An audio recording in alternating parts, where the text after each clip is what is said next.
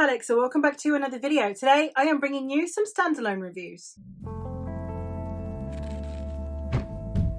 I am really good at keeping on top of reviewing my series. When I binge a series or when I finish a series, out comes the review. Within a year, I am good at that. What I've not been good at is reviewing standalones. And whenever I am then making another video, like a recommendations video or whatever, I can't link you back to reviews. It's very frustrating. So I have decided I'm going to do exactly that. I have quite a few standalones in my back catalogue. So until I've caught up with reviewing them, I'm going to do it by theme. Each of these batches of reviews will be 5 standalones that I can then review based on theme. The one for today is going to be Romantasy, and I have 5 Romantasy standalone books, and these are the reviews for them. And then eventually, once I have actually caught up with myself, I will hopefully be able to then just do batch reviews of 5 standalones as and when I read them. But for now, let's get into the Romantasy. The first one I'm going to talk about is one that is incredibly popular. Actually, I think all of these are incredibly popular. But you're not here for recommendations, you're here for reviews. And I need to stop beating myself up about having 5 really popular books in one video. But the first one I'm going to talk about is Uprooted by Naomi Novik. This is an adult standalone that is a Beauty and the Beast retelling. In this story, we are following Agnieszka. Agnieszka's best friend is Kasia, and they live in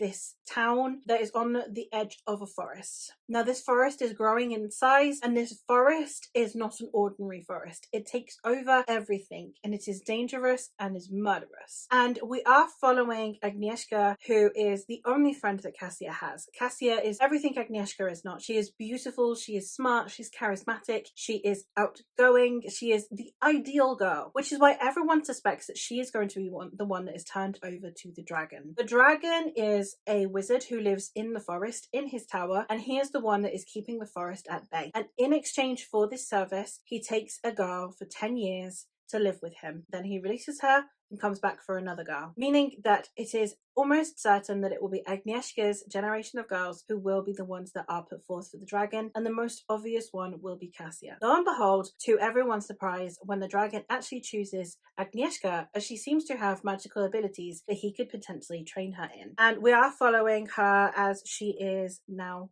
in this tower with the dragon. We get also the perspective of Kasia, who is wanting to save her best friend. We have a potential budding romance between the dragon and Agnieszka. We begin to understand why he takes these girls, what he's actually up against with this forest, and so much more. This book was a lot of fun. I absolutely adore Kasia. Kasia is one of the best friends I have seen in fiction. I really liked that she wasn't the protagonist, because everything about Kasia is very much protagonist material. So watching her be the best friend was actually really, really cool. I had a really fun time with this book, and it is one that I think I really appreciate as a standalone. There aren't very many romantasies that I think fondly of anything other than the romance, but I love the friendship in here. I love the world building in here. I love the subtle nods to the Beauty and the Beast style of the story without it being overbearing and just a literal beat for beat retelling of Beauty and the Beast. So I think that that was handled in a really interesting way. I love the fantastical elements, and the vibes in this and the atmosphere in this are definitely the most standout element to it. The forest and the atmosphere of the forest, it feels incredibly present at all times, and I really, really liked that. So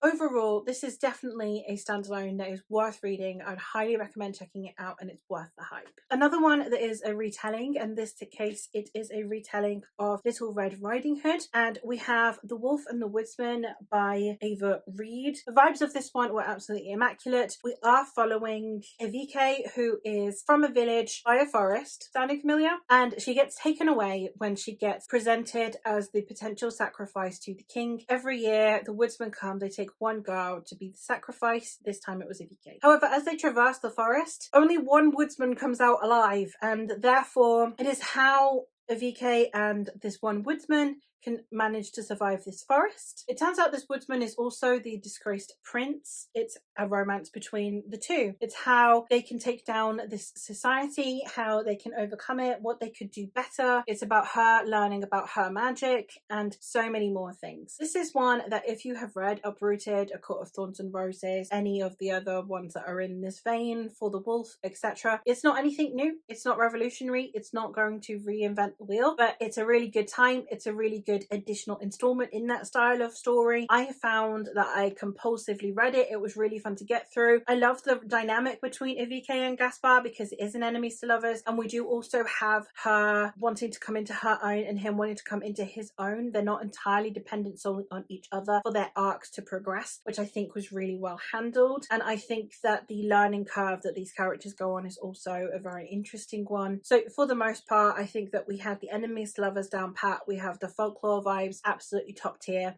and it's a really fun, compulsively readable narrative. The next one that I have is one that is more recent, and that is The Undertaking of Hart and Mercy by Megan Bannon. This one is a You've Got Mail fantasy retelling in which we are following two people. We are following Hart, who is a marshal, and he is tasked with patrolling this magical land where the dead keep arising, and he has to kind of like put them down and then bring them so that they can be properly buried so that they won't be reawoken. Enter Mercy. Mercy is the daughter of the Undertaker, but she is basically taking over the business now because her father is unwell, and it is a small business compared to the other major corporation that is actually taking over most of the Undertaking business. However, she does have to deal with Hart because Hart has to bring in the bodies that have allocated her father's company as their preferred undertakers. However, Hart and Mercy, after an initial first encounter that went really poorly, really dislike each other and therefore kind of resent having to work with each other. One day, in a fit of fury, Hart decides to just write out his feelings into a letter that he just kind of addresses to no one and just leaves there. Lo and behold,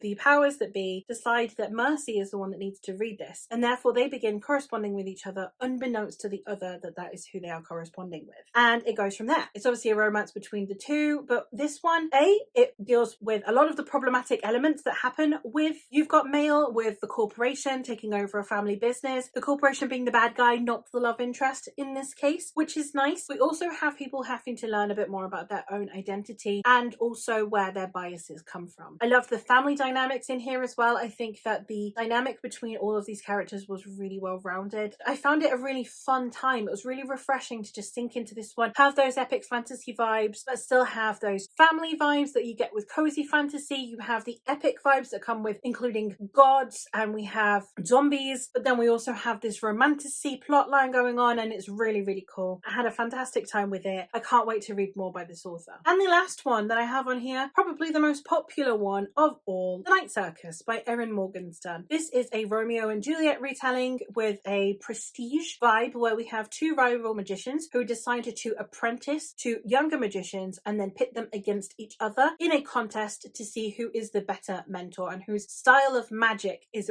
better. In this one, we are following this new round of the contest, and the backdrop is going to be a circus. We are following both Cecilia, who is the daughter of one of the magicians, and Marco, who is the apprentice to the other, as they have to outdo each other within the Night Circus. The tagline simply says, "The circus arrives without warning. No announcements precede it. It is simply there when yesterday it was not." This is told absolutely beautifully, and again we have a star-crossed lovers style story. We have people from two rival factions who fall in love with each other, and it's how their romance might spell disaster for everyone involved in the circus. I love this book.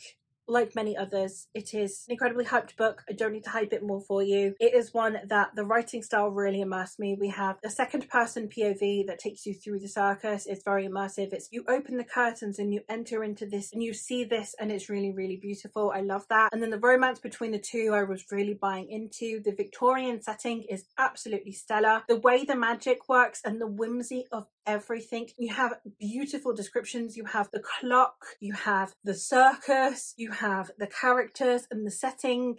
Absolutely stunning. And you have background plots happening as well. Each of the characters within the circus are also fascinating in their own right, which makes for very compelling character work because you want to know what's happening with everyone, not just these protagonists, which means that the romance doesn't feel overbearing. It means the contest doesn't feel overbearing. No one thing is outshining another thing. You have the circus, you have the contest, you have the romance all in one, and it's beautiful.